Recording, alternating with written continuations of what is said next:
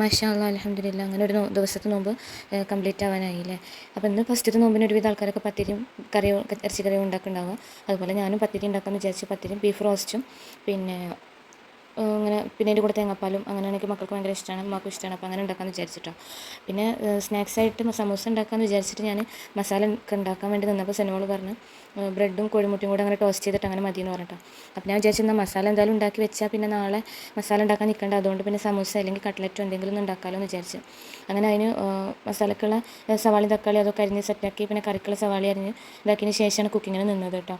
അപ്പോൾ ആദ്യം തന്നെ ഞാൻ മസാല ഉണ്ടാക്കാനുള്ള സമൂസക്ക് മസാല ഉണ്ടാക്കാനുള്ളതാണ് വെച്ചത്.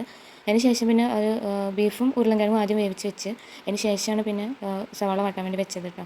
അതിൻ്റെ ഇടയിൽ പത്തിരി ചുടലും കഴിഞ്ഞു. പിന്നെ അത് മസാല ഇങ്ങനെ സെറ്റായിട്ടുണ്ട് കേട്ടോ. പിന്നെ അതിന് ശേഷം നമ്മൾ ബീഫ് റോസ്റ്റ് ഉണ്ടാക്കാൻ വേണ്ടിയിട്ട് സവാള വാട്ടാൻ വേണ്ടി വെച്ചിട്ടുണ്ട്. അങ്ങനെ ബീഫ് കറി ഏകദേശം ആയി.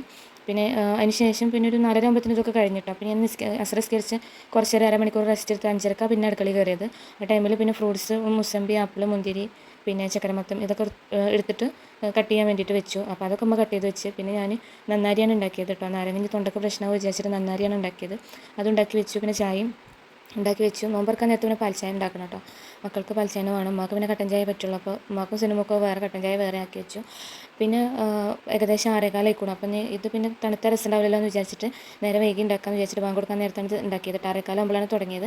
അങ്ങനെ എല്ലാവർക്കും ഇങ്ങനെ ഓരോന്ന് വിധങ്ങാണ്ട് അങ്ങനെ ഉണ്ടാക്കി വെച്ചിട്ടാണ്. പക്ഷേ ഇതിനുള്ള കാരണം പത്തിരി ചിലവായില്ല. കാരണം ഇത് തിന്നപ്പോൾ തന്നെ വിശപ്പൊക്കെ ഒരുവിധമൊക്കെ മാറി. പിന്നെ പത്തിരി ചിലവായില്ല. പിന്നെ രാത്രി കിടക്കാൻ നേരത്ത് മക്കൾ കുറച്ച് തിന്ന് പിന്നെ അത്താഴത്തിന് കൊടുക്കുക, പിന്നെ പിറ്റേ ദിവസം രാവിലെ മക്കൾക്കും കൊടുക്കണമല്ലോ. അങ്ങനെ വിചാരിച്ചിട്ട് അങ്ങനെ നിന്നിട്ടാണ്. ശരിക്കുമ്പോൾ വെറും ഈ ബ്രെഡ് മാത്രമേ കഴിച്ചുള്ളൂ കേട്ടോ. പിന്നെ ഒരു പത്തിരിയോ പിന്നെ ഒരു പത്തിരി തിന്നു. പിന്നെ രാത്രി കഞ്ഞി കുടിക്കലുണ്ട്. ആ കഞ്ഞിയുടെ ഒന്നും ഇന്നലെ ഉണ്ടായില്ല. ബ്രെഡുമ്പോൾ മാത്രമാണ് കൂടുതലായിട്ട് നിന്ന് പോയത് കേട്ടോ. ഇത് മമാക്ക് ഏലക്കായ വെള്ളം,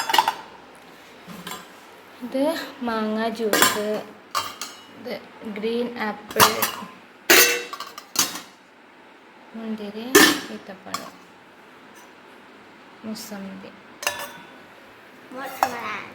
നമ്മുടെ പ്രധാന സാധനം വാങ്ങുക.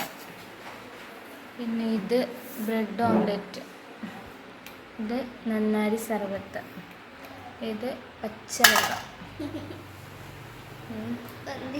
ഇത് ഷെൻസ സമയം നോക്കിക്കണം വാങ്ങിക്കൊടുക്കാൻ.